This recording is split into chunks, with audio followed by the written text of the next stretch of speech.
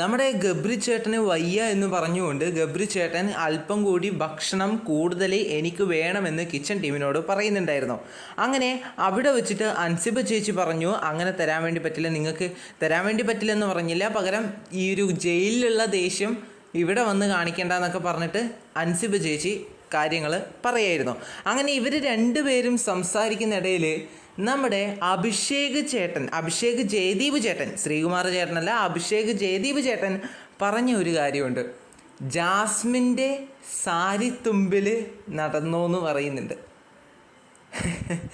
അതായത് പുള്ളിക്കാരൻ അതങ്ങ് ഓപ്പണായിട്ട് പറഞ്ഞു.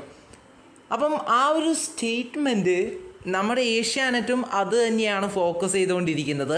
അപ്പം ആ ഒരു സ്റ്റേറ്റ്മെൻറ്റ് എത്രത്തോളം കറക്റ്റാണെന്ന് എനിക്ക് നിങ്ങളുടെ അഭിപ്രായങ്ങൾ അറിയേണ്ടത് അത്യാവശ്യമാണ്. അതായത് ജാസ്മിൻ ചേച്ചിക്ക് വേണ്ടി ഗെയിം കളിക്കുന്നതാണോ, അല്ലെങ്കിൽ ജാസ്മിൻ ചേച്ചിയെ ഇഷ്ടമുള്ളത് കൊണ്ട് ഗെയിം കളിക്കുന്നതാണോ, അല്ലെങ്കിൽ ഇനി ജാസ്മിൻ ചേച്ചിക്ക് ഇവിടെ പാവയായിട്ട് ഗെയിം കളിക്കുന്നതാണോ, എന്താണ് ഗബ്രി ചേട്ടനെ പറ്റിയത് എന്ന് എനിക്കറിയില്ല. വന്ന ഉടനെ ഇനി ഇങ്ങനെ തന്നെയാണ്. അദ്ദേഹം ഇൻഡിവിജ്വലായിട്ട് കാര്യങ്ങൾ പറയുന്നത് കേട്ടിട്ടുണ്ടെങ്കിൽ അത് വളരെ കുറവാണെന്നാണ് എനിക്ക് പറയാനുള്ളത്. അപ്പം ഇവർ രണ്ടുപേരുമാണ് ഗെയിം കളിക്കുന്നതെങ്കിൽ ഒറ്റ കണ്ടസ്റ്റൻ്റ് ആയിട്ട് വന്നാൽ പോരെ എന്നാണ് എൻ്റെ സംശയം. ഇവർ രണ്ടുപേരും രണ്ട് കണ്ടസ്റ്റൻസ് ആയിട്ട് വന്നതല്ലേ. നമുക്ക് കോംബോ ഉണ്ടാക്കാം, നമുക്ക് ഇഷ്ടപ്പെടാം, നമുക്ക് പ്രണയിക്കാം, നമുക്ക് പിരിയാം, നമുക്ക് പിണങ്ങാം, എല്ലാം ചെയ്യാം. പക്ഷേ അത് രണ്ടും രണ്ടാൾക്കാരാണ്. അവർ രണ്ടുപേരും ഒന്നല്ല, രണ്ടും രണ്ട് വ്യത്യസ്തരായിട്ടുള്ള ഗെയിം കളിക്കാൻ വേണ്ടി വന്നിട്ടുള്ള പ്ലെയേഴ്സാണ്, കണ്ടസ്റ്റൻസ് ആണ്.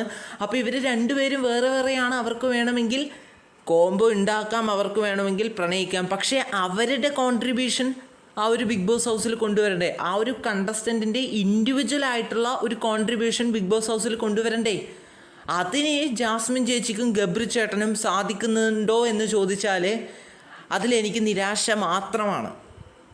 അപ്പം എന്തു തന്നെയായാലും നമ്മുടെ അഭിഷേക് ജയദീപ് ചേട്ടൻ അതങ്ങനെ ചോദിച്ചു, അതങ്ങനെ പറഞ്ഞു. അതിൽ നിന്ന് നമ്മുടെ ഗബ്രി ചേട്ടൻ നല്ല രീതിയിൽ പ്രൊവോക്കാവുന്നുണ്ട്. അതിനെ തുടർന്നുകൊണ്ട് ഗബ്രി ചേട്ടൻ ഒരുപാട് കാര്യങ്ങൾ ഇങ്ങനെ വഴക്കടിക്കുന്നുണ്ട്.